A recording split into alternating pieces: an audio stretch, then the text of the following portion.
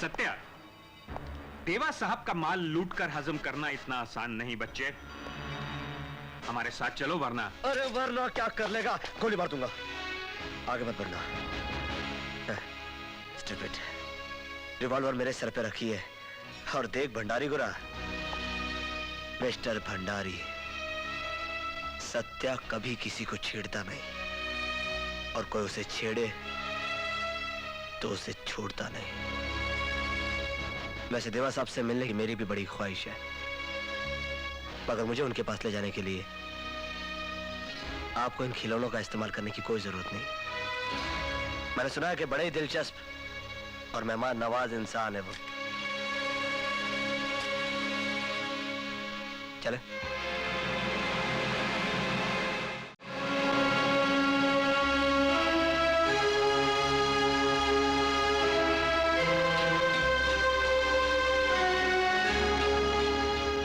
सत्या, इस नाम में बड़ा अपनापन लगता है। तुम्हारे काम के अंदाज में सत्य की ताकत नजर आती है। अच्छा एक बात बताओ, तुम्हें मौत से डर नहीं लगता?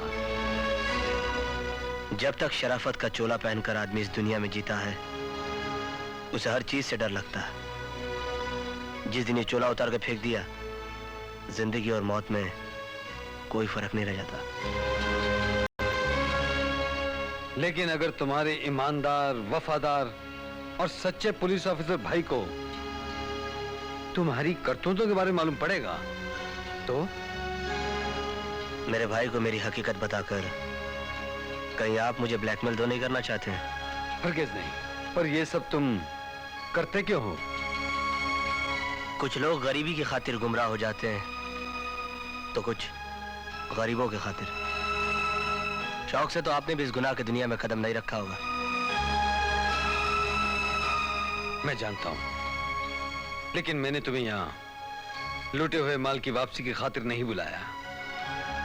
सिर्फ ये कहने के लिए बुलाया है कि अगर तुम ड्रग्स जैसी जानलेवा चीजों में हाथ डालोगे तो तुमसे मेरी जाती दुश्मनी हो जाएगी। लगता है हम दोनों एक ही नस्ल के। मेरा मतलब है कि ड्रग्स के मामले में हम दोनों के ख्यालात एक ही जैसे हैं। मैं पहले ही शेषनाग से कह चुका हूं कि ड्रग्स का व्यापार मैं कभी नहीं करूंगा। आगे जाता हूं।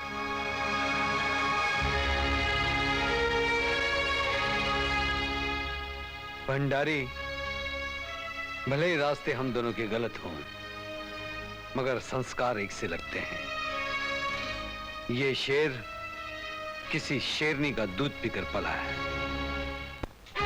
बड़े पूछ से इतनी बड़ी रकम ये लाया कहां से?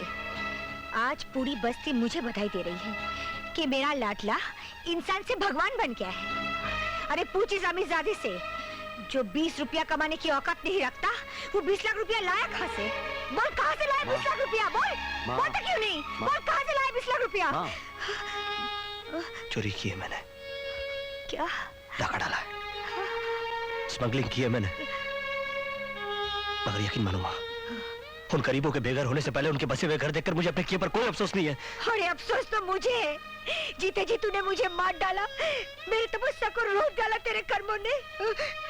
मगर मैं तेरे इन कर्मों का बोझ नहीं उठाऊंगी। निकल जा मेरे घर से, चला जा यहाँ से। मां, चला जा। ठीक है, मैं जा रहा हूं और कभी लौट कर नहीं आऊंगा। मगर जाने से पहले एक बात कहकर जा रहा हूं। मैंने तेरा काम माना है मां। मैंने ऐसे कर्म किए जिसे करने से मुझे कोई पछतावा नहीं हुआ है, बल्कि मन को शांति मिली है। और मैं ऐसे हमेशा कर्म करता रहूंगा। इसे लेकर जा रहा हूं। चलता हूं बड़े। मां का ख्याल रखना। अगर इससे कुछ हो गया ना, मैं चीते जी मर जाऊंगा। नहीं, अरे सुन तो, अरे सुन, क्या बोलकर चला गया वो? अरे जा, उसे रोक। अरे जा। मां,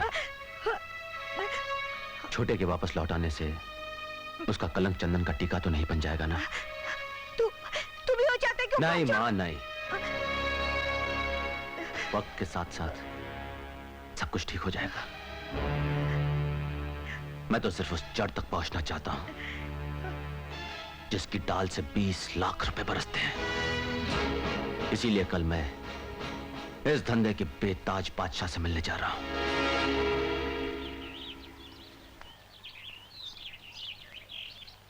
देवा साहब,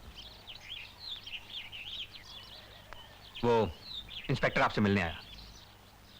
सूर्य प्रताप, ले आओ उसे। जी।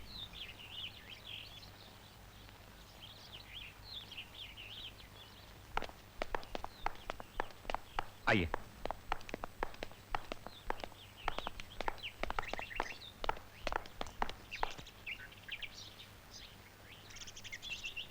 आओ सूर्य प्रताप।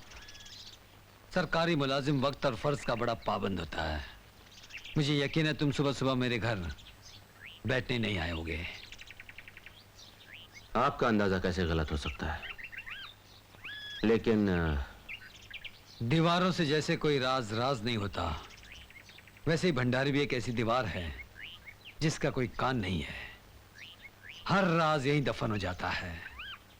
बोलो, कैसे आना हुआ? आज मैं देवा साहब से नहीं, सत्यदेव से मिलने आया हूं।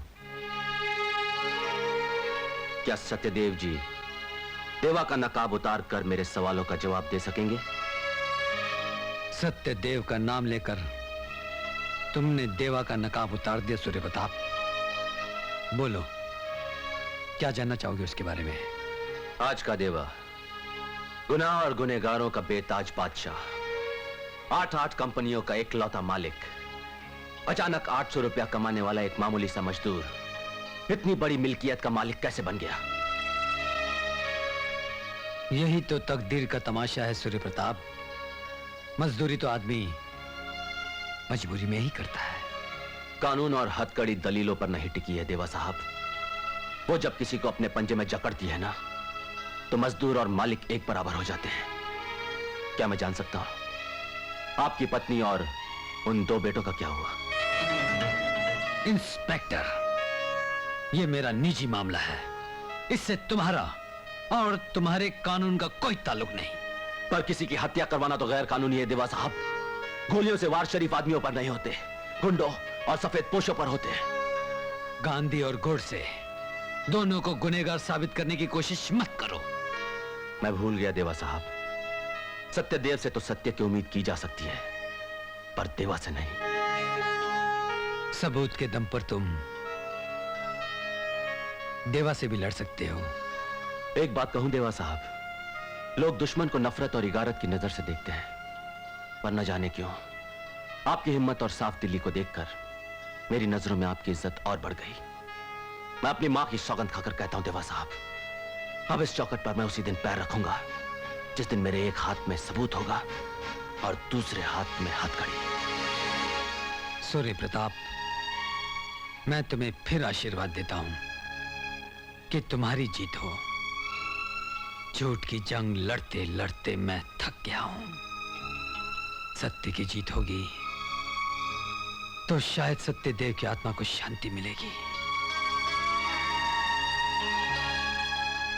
तुम हमेशा नंबर 1 रहो, ये मेरा आशीर्वाद है। Thank you sir.